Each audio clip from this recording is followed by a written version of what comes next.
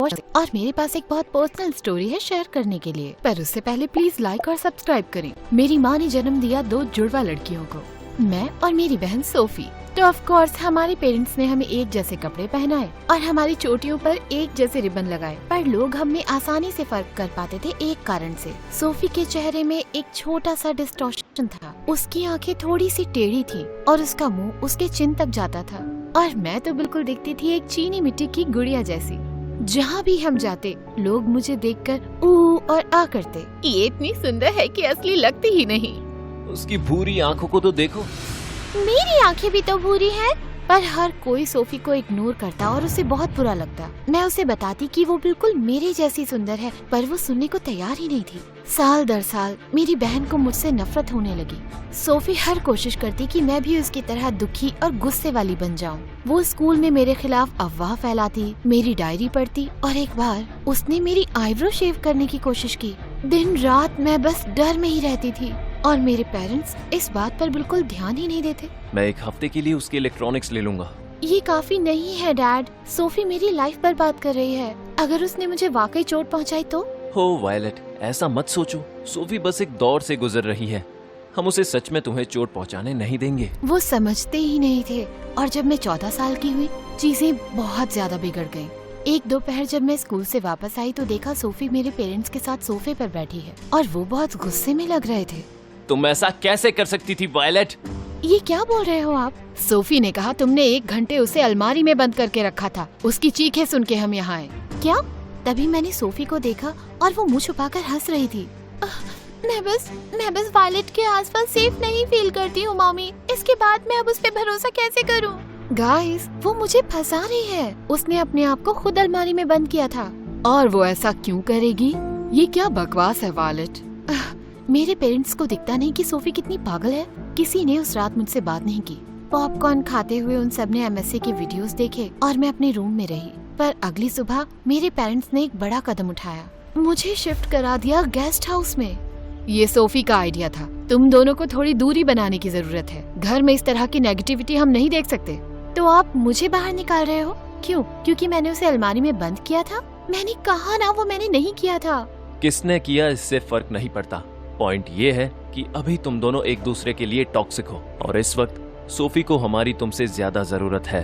तुम्हारे पास बहुत फ्रेंड्स हैं तो तुम्हें ज्यादा फर्क नहीं पड़ेगा। ये बस थोड़े टाइम के लिए है वायलेट। मैं बिल्कुल हैरान रह गई। मुझे उस चीज की सजा मिल रही थी जो मैंने की ही नहीं, और ये सब सोफी की वजह से। उस शाम मैं गेस्ट हाउस में शिफ्ट हो गई और अपनी फैमिली में से किसी से भी बात नहीं की, बल्कि मैंने उनको अगले कई महीनों तक बिल्कुल इग्नोर किया। हाँ, साफ था कि मेरे बिना सोफी घर में ज्यादा खुश थी। उसने नए दोस्त भी बनाए और नई हॉबीज भी पाल ली, पर मैं अभी भी गुस्से से पागल थी। एक दिन मैं सुपरमार्केट से बाहर आ रही थी तो मुझे बेंच पर एक बेघर लड़का दिखा, फिरोजी रंग के बालों वाला। मैंने तुरंत उसे कुछ केले और कुछ छुट्टे दिए और वो हंसने लगा। वो, मैं तुम्हें भिखारी लगता हूँ? थोड़े तो लगते हो। ये कपड़े बस थोड़े से पुराने हैं। मैंने फिर भी जोर दिया कि वो केले रख ले और हम दोनों ने साथ मिलकर लंच भी किया। पता चला कि उसका नाम ईस्टन है और वो पास ही के घर में रहता है, और बातों बातों में पता चला कि वो दिल का भी काफी अच्छा था। मैंने ईस्टन को बताया अपने घर की सिचुएशन और सोफी के बारे में, और उसे एक बहुत अच्छा आइडिया आया। घर से भागने का नाटक करो, आधी रात में एक नोट छोड़ के जाओ, फोन पर लोकेशन सर्विस बंद कर देना और मेरे घर पर रुक जाना। वो इतना घबरा जाएंगे कि वो जिद करके वापस तुम्हें लाएंगे, और हो सकता है वो तुम्हारी बहन को भी सजा दे। मैं तुरंत मान गई। मुझे अपनी फैमिली को मजा चखाना ही होगा। तो उस रात मैंने अपने दोनों पेरेंट्स को मैसेज करके भागने की बात कही और अपने फोन की लोकेशन ऑफ कर दी। अगली 2 रातें मैंने ईस्टन के घर में बिताई। उसकी फैमिली बहुत ही गरीब थी और मुझे फटे गद्दे पे सोना पड़ा, पर फिर भी मैं काफी खुश थी। मेरे पेरेंट्स तो डर से पागल हो रहे होंगे। शायद उन्हें लगता है तुमने गैंग ज्वाइन कर लिया। या उन्हें लगता है कि मैं प्रेग्नेंट हूँ और शादी करने भाग गई। बदकिस्मती से ये मजा ज्यादा दिन नहीं चला। अगली सुबह मेरे पेरेंट्स ईस्टन के घर आए बहुत सारी पुलिस के साथ। पहले तो मुझे गले लगाकर वो रोए, लेकिन फिर वो दोनों गुस्सा हो गए। तुम हमें ऐसे डरा कैसे सकती हो? हमें कोई आइडिया नहीं था कि क्या हुआ है। सॉरी, लेकिन आपने मुझे बिना कारण के घर से निकाल दिया और फिर मुझ पर ध्यान भी नहीं दिया। आपको तो मजा चखाना ही था। मजा चखाना था? वायलेट, हम जानते हैं कि हमारे घर में थोड़ी दिक्कतें हैं और हमने तुम पर ज्यादा ध्यान भी नहीं दिया है, पर इस तरह से गायब हो जाना? ये तो पागलपन है, हमारे साथ आओ इसी वक्त। उसके बाद मॉम ने मुझे घर वापस आने दिया, पर वो मुझ पर कड़ी नजर रखने लगी। सोफी ने तो ये भी कहा मैं उसके बिना कहीं घर से बाहर ना जाऊं, और मेरे पेरेंट्स मान भी गए। लकीली ईस्टन के साथ अब भी समय बिता सकती थी। ऐसा लगता था सिर्फ उसे मेरी परवाह है। और पता चला हम दोनों सेम हाई स्कूल भी जाने वाले हैं अगले साल। 9th क्लास के पहले दिन मैं जिम क्लास में थी कि ईस्टन भी मेरे साथ दौड़ने लगा। अरे अरे, लगता है बेहोश हो जाओगी। ये लो, थोड़ा पानी पी लो। ओह गॉड, ये साफ दिख रहा है क्या? घबराओ मत, अच्छी लग रही हो। पसीने से भीगी हुई हो, फिर भी अच्छी लग रही हो। मैंने पानी पिया और ईस्टन मुस्कुराया, और पता नहीं मुझे थोड़ी कमजोरी सी आने लगी। और ये सिर्फ मेरी थकान की वजह से नहीं थी। मैंने देखा सोफी मुझे घूरते हुए दौड़ रही है, पर मैंने ध्यान नहीं दिया। समय के साथ ईस्टन और मैं और करीब आ गए, और जब भी सोफी मेरे साथ बदतमीजी करती वो हमेशा मेरा साथ देता। वायलेट की ड्रेस का जितना मजाक उड़ाना चाहो उड़ा लो, लेकिन वो है जिसे इनविटेशन मिला है, तुम्हें नहीं। सीक्रेटली मुझे ईस्टन पर बहुत बड़ा क्रश था, पर उसे बताने से हमेशा डरती थी। मैं बस खुश थी कि मेरा एक बेस्ट फ्रेंड है। एक बुली के साथ सारा दिन रहना आसान नहीं था। फिर एक दिन जब मैं स्कूल से वापस आई तो मेरे पेरेंट्स ने मुझे एक शॉकिंग न्यूज दी। उन्हें एक प्लास्टिक सर्जन मिला था सोफी का चेहरा ठीक करने के लिए। पूरी तरह से तो ठीक नहीं हो पाएगा, पर मेरी बहन को मैंने इतना खुश कभी नहीं देखा था। जिंदगी भर मैंने इतना बदसूरत महसूस किया है वायलेट। जानती हूँ सुनकर अजीब लगेगा, पर तुम्हारी तरह सुंदर दिखने का इंतजार नहीं कर सकती। सोफी मेरी तरफ देखो, तुम कभी भी बदसूरत नहीं थी, पर अगर इस सर्जरी से तुम्हें अच्छा कॉन्फिडेंस मिलता है तो मैं तुम्हें सपोर्ट करती हूँ। सोफी रोने लगी और मुझे गले लगा लिया। सर्जरी रूम में मैं पूरा समय उसके साथ थी, और उसने अपने बर्ताव के लिए मुझसे माफी भी मांगी, और मैं खुश थी। मैं तैयार थी हमारी लड़ाई को पीछे छोड़ने के लिए। सोफी की सर्जरी के बाद हमारे बीच चीजें बदल गयी। सोफी अब मुझसे जलती नहीं थी और मेरे और ईस्टन के साथ समय भी बिताने लगी। फिर एक दिन मैं हमारे फ्रंट यार्ड में गई, ऑटो अटैक आ गया। सोफी ईस्टन को किस कर रही थी। हे, कोई मुझे बताएगा यहाँ क्या चल रहा है? वो वालेट, मैं बताना चाह रही थी तुम्हें, ईस्टन और मैं एक दूसरे को पसंद करते हैं, और मैंने उसे डेट के लिए पूछा। ऐसा लग रहा था जैसे मैं बेहोश हो जाऊंगी। गुस्से में मैंने सोफी को साइड में खींचा। तुम मेरे साथ ऐसा कैसे कर सकती हो? सोफी, मैं उससे प्यार करती हूँ और तुम ये जानती हो। मैं जानती हूँ तुम मुझसे प्यार करती हो। आई एम सॉरी, पर ईस्टन के साथ मैं कुछ हफ्तों से घूम रही हूँ और हमारा कुछ कनेक्शन है। नहीं, मेरा उसके साथ कुछ कनेक्शन है। तुम तो उसे जानती भी नहीं। मुझे समझ नहीं आ रहा, तुम्हें सर्जरी मिल गई, तुम्हारे पास वो सब है जो मेरे पास था, तो तुम मुझे ऐसे चोट कैसे पहुँचा सकती हो? वालेट, मैं तुम्हें चोट नहीं पहुँचाना चाहती। मैं ईस्टन को वाकई पसंद करती हूँ और एक बार के लिए खुश होना चाहती हूँ। मुझसे अब और नहीं सहा जाता। तुमने मुझे बहुत परेशान किया 14 साल तक, और फिर मुझे अपने ही घर से निकलवा दिया, और मॉम को तुमने कन्विंस भी किया कि मुझे घर से निकलने ना दे।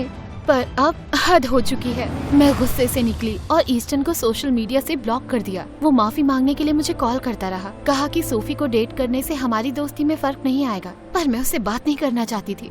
अगले दिन स्कूल में मैंने डिसाइड किया कि अब बदला लेने का वक्त आ चुका है। मेरा पहला बदला था कैफेटेरिया के दरवाजे पर पेंट की बाल्टी रखना, और जब सोफी और ईस्टन अंदर आए तो पूरा पेंट उनके ऊपर गिर गया। सब लोग पागलों की तरह हंसने लगे और मुझे बहुत अच्छा लगा। एक दिन के लिए मुझे सस्पेंड किया गया, पर कोई बात नहीं, और मैं वहाँ नहीं रुकी। अगले पूरे महीने मैंने उन पर वो सारे प्रैंक किए जो स्कूल में कर सकते हैं। उनके लॉकर में स्पाइडर रखना, उनकी चेयर पर गोंद लगाना ताकि वो चिपक जाएं। मुझे थोड़ा गिल्टी फील होता, पर सोफी तो ये डिजर्व करती है। और ईस्टन मेरी बहन को डेट कर रहा था जिसने पूरी लाइफ मुझे बुली किया। फिर एक दिन मैं बैठकर पढ़ाई कर रही थी और ईस्टन मेरे पास आया, और वो बहुत गुस्से में था। अब बहुत हो चुका वायलेट, तुम्हारी जलन ने तुम्हें पागल कर दिया है। स्कूल के सारे बच्चे तुमसे डरने लगे हैं। क्या मतलब? मैंने तुम्हारे और सोफी के अलावा किसी को परेशान नहीं किया। अच्छा, क्योंकि तुम्हारे पेंट बकेट वाले प्रैंक से पूरे कैफेटेरिया में पेंट फैल गया। एक बच्चा उससे फिसला और उसे मोच आ गई।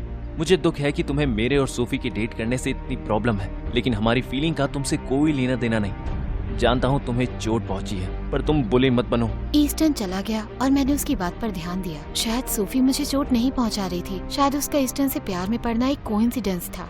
शायद मुझे उसके लिए खुश होना चाहिए था। तो उस हफ्ते मैंने लोगों के साथ चीजें ठीक करने की पूरी कोशिश की। मैंने वॉलंटियर किया बच्चों के होमवर्क में हेल्प करने में, ताकि वो जान जाए मैं कोई मॉन्स्टर नहीं। और मैंने सोफी और ईस्टन से माफी भी मांगी, और हैरानी की बात है उन्होंने मुझे माफ किया। फ्राइडे नाइट को सोफी और ईस्टन बीच पर अपनी 1 मंथ की एनिवर्सरी मना रहे थे। तो मैंने सोफी से कहा मैं उन्हें एक पिकनिक बास्केट भेजूंगी। पर जब मैं वहाँ पहुँची तो सोफी वहाँ पर अकेले बैठी थी और वो रो रही थी। हे, क्या हुआ? ईस्टन कहाँ है? वो यहाँ नहीं है वायलेट, वो नहीं आ रहा। तुम्हारा ब्रेकअप हो गया? नहीं, क्योंकि हम डेट नहीं कर रहे थे, ये सब नकली था। मैं हर महीने ईस्टर्न को पैसे देती थी और मेरे पैसे भी खत्म हो गए। मैं बस तुम्हें जलाना चाहती थी, नकली था।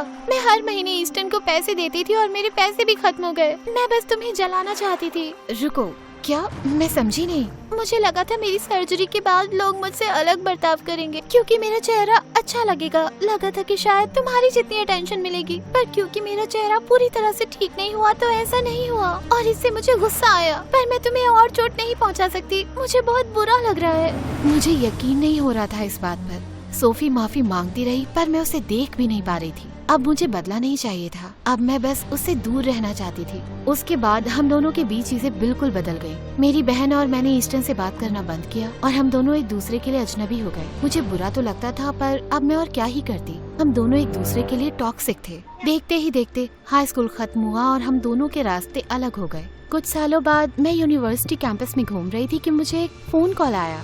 वायलेट, मैं ईस्टर्न हूँ। जानता हूँ हमने सालों से बात नहीं करी, पर तुम्हारी मदद चाहिए। मेरे पेरेंट्स ने अपना घर खो दिया और हम बेघर हो गए। उनकी हर मदद करने की कोशिश कर रहा हूँ, पर क्या करूँ?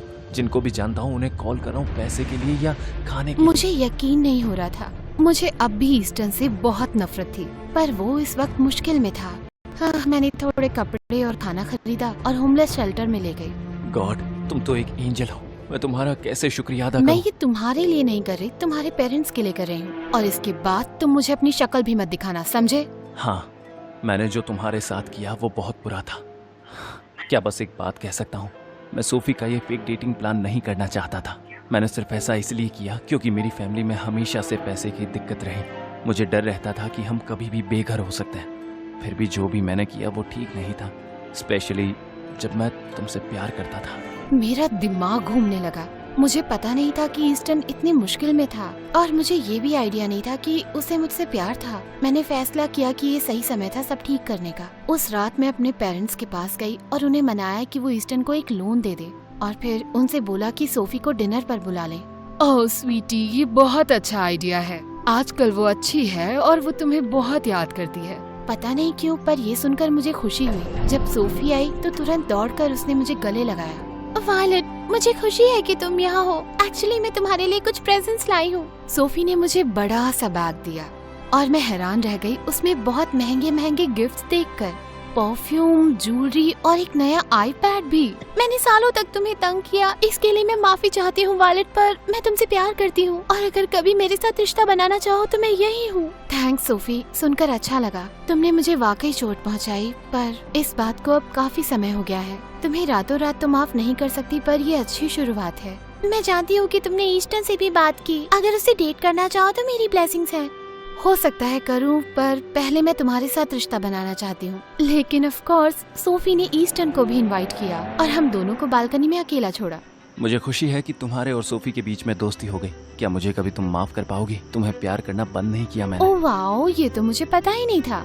पर तुम पर विश्वास करने में मुझे थोड़ा समय लगेगा। मैं ये समझता हूँ, पर तुम्हारा इंतजार रहेगा चाहे जितना वक्त लग जाए।